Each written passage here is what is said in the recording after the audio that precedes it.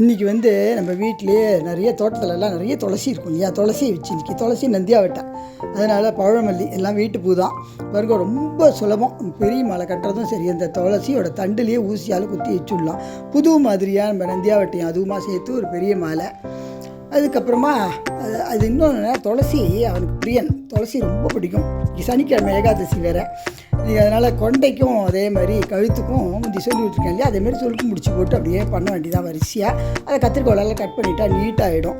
இப்போது கண்ணனுக்கு பாருங்க, கழுத்துக்கும் போட்டாச்சு, கொண்டைக்கு போட்டாச்சு, மேலில் இது மாதிரி தோரணம் துளசியிலேயே பழமல்லியில் கோத்து நடுப்புற எல்லாம் துளசியை வரிசையாக வச்சாச்சு. அதனால இது ஒரு மாதிரி புதுசாக நம்மளுடைய கற்பனை தான்.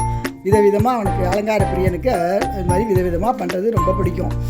எவ்வளோ அழகாக இருக்குது போடுறதுக்கு. அப்படியே மணக்க அந்த பழமல்லி அந்த துளசியோட வாசனையும் தெய்வீகம் ஆற்றுலையும் நம்ம இது மாதிரி சுவாமிக்கு இப்படி பண்ணலாம். அதான் உங்களோட ஷேர் பண்ணிக்கிறேன். ரொம்ப ரொம்ப சந்தோஷமாக இருக்குது.